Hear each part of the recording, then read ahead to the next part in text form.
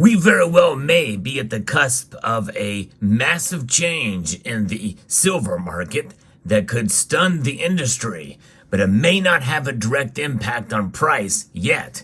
I'll explain it all in this video as we explore.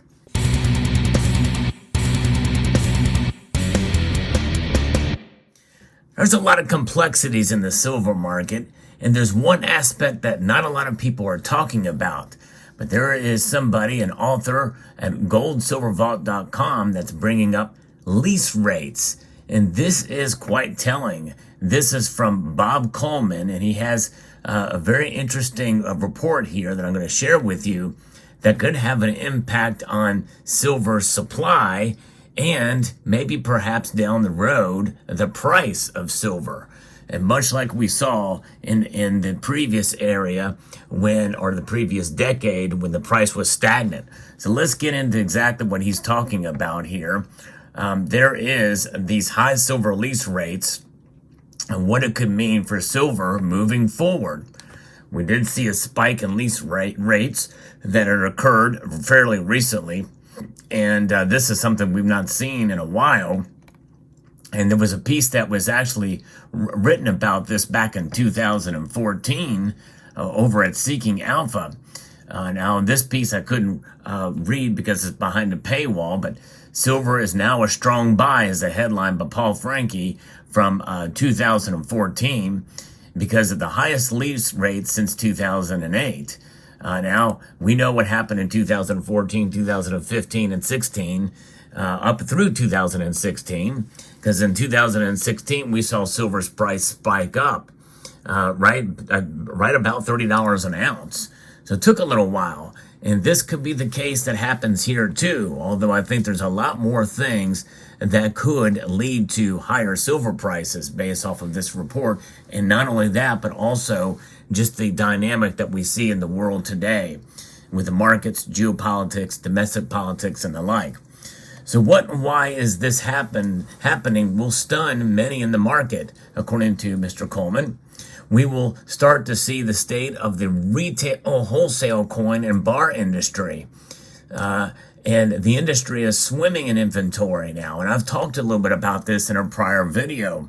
Premiums on products have collapsed. And I wouldn't necessarily go that far. They're falling, but not by a whole lot. More importantly, bids from dealers willing to buy back the products have also collapsed. This is a sign that the balance sheets of many dealers in the industry are stretched or near maxed out. This has been due to a large amount of selling coins and bars by the public over the last 4 months. But I also will note, to kind of complicate this measure too, anecdotally, there's a viewer who has mentioned that there is a coin shop who is not selling 100-ounce bars anymore. I think that's Vermilion, that they're not selling them, they're holding them back. So at this point, you might be wondering, why are lease rates going up if the industry is flooded with retail products? Lease rates are based on the activities of larger users, producers, fabricators, refiners, and bullion banks. At the beginning of the fourth quarter of 2023, many mining companies started to close out hedges. These are futures contracts or sell transactions against existing inventory or ongoing mining production, basically creating a price-neutral strategy. Since silver was trading near the cost of production for these mining companies, they basically were locking in very little profit without the ability to capture any upside. In addition, maintaining hedges requires adding capital to their trading account to maintain margins. This is due to the short sale going against them when the price is rising. Without their production being processed at the refiner, there was a cash crunch developing. Then, in November, the price of metals took off. Much of that price increase was attributed to the unwinding of these short sales, meaning the mining companies had to buy back at a loss to clear the hedge of the short sale from their books. This moved the price of silver towards $26 an ounce. After closing their hedges, some mining companies publicly announced that they were closing their hedging program and going naked long with their production. This meant that they were to capture the upside of the price of silver. However, what occurred next was just the opposite of what mining companies were expecting.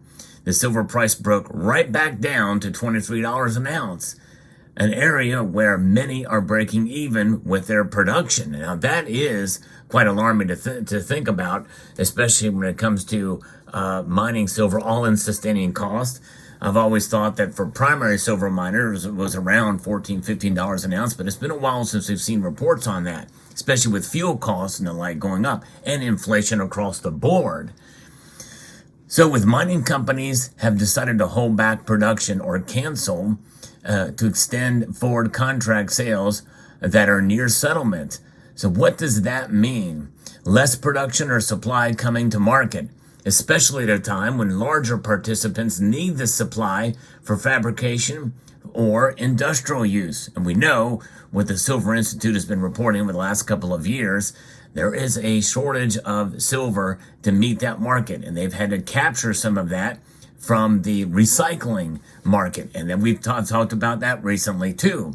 But this is just going to exacerbate the case. So basically, metal at the exchanges have not been rising as one would expect when refiners see a lack of demand from physical retail and institutional investors. Instead, these larger industrial players are creating a tighter environment for larger 1,000-ounce bars or other industrial forms of silver that is directly related to this decline of supply. And you know what? We've seen evidence of that in the COMEX and especially the LBMA. Imagine this being a 1,000-ounce bar. You know, it's gone. How'd you like that little visualization? It's just gone. It's back there. But yes, indeed, these bars and these for fabrication, these 1,000-ounce bars are contract-sized bars, and they are essentially taken and then utilized to fabricate all the different industrial products. Of course, we know silver is used in science and technology. Silver is by far the most versatile metal out there, and for all intents and purposes, it is consumed. But that consumption is about to be recast back into silver again. In other words, it's going to be recycled. See, that's just it. What a lot of people don't really understand or fail to really realize is that silver never disappears. Even the amount of silver, some say it's 500 ounces in a Tomahawk cruise missile, you lob those at an enemy, well, that silver is just going to be dissipated in a minute form, but nonetheless, easily recoverable form, especially when you consider silver mining in general, if that would ever come to a case. Of course, a lot of it has to depend as well as the economic viability of such a venture. But mining and recovering and recycling silver is something that humans have been doing for a number of years. And we've gotten a lot of silver out of the ground since 1900, and a vast majority of it has been mined since then, and especially even since in the last 100 years or so. So the way that the author here, Mr. Coleman, sees the outcome of this oddly strange environment is that either one, mining companies' balance sheets will be negatively impacted if their strategy goes against them and silver price stagnates or declines. Or number two, the price starts to rise for reasons the retail investor does not understand. Boy, have we seen that from time and time again. And they continue to sell into the rally, expecting a sell-off to resume. And the second option, this could become very disruptive for the dealers in the retail, wholesale, coin, and bar industry. He's been warning for over a year that premiums had most likely peaked, and the fat profits the dealer industry saw was most likely behind them. Maybe the sale of APMEX, one of the largest retail precious metals dealers, could have marked the top of industry profit margins. We know APMEX is not known for low premiums, that's for sure. The retail investor has also become frustrated by the lack of action or price movement higher. This may be one reason why we are seeing liquidation in this space. So with that being said, Mr. Coleman's not going to lay out a forecast that will blow many away. And actually, I think he's been very wise not to do that, because that leaves other prognosticators to make I'm not going to do that either. Although I think this kind of bolsters my prediction for $28 silver by the end of the year. But as we saw in 2021, the retail industry cannot make the price of silver break out to all-time highs due to the nature of transactions surrounding silver via collateralization, financialization, leasing, loans, hedging, margin, leverage, swaps, and other trading and industry practices. Silver needs disruption in true supply to pressure these activities and force transactions to unwind that were structured to protect against volatility. This is a head scratcher that many investors may not fully understand or appreciate. Boom! That is a truth bomb of epic proportion dropped by this author. Wow! I tell you what, that is something that that all silver stackers, including the most opinionated, the pumpers, the doubters, everybody needs to understand this. The silver market is complex, and there's a lot involved in it that's far more than just relegating it to price suppression. And I think that paragraph is probably one of the most eye-opening and revealing bits of analysis I've ever seen in print. When these lease rates are rising, like they are, many look for backwardation in the futures markets to explain the tightness. Normally, demand is one driver that says we do not trust the future and want the metal now.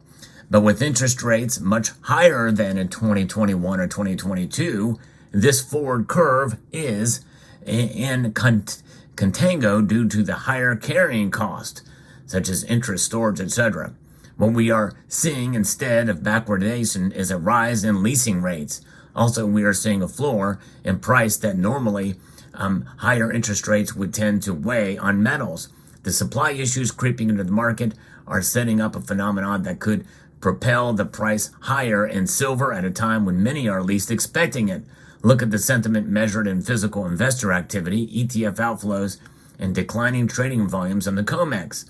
The supply shock will be difficult for retail investors to understand when the physical investors are seeing dealers struggling to buy back much more product, offering much lower premiums just to stay in business.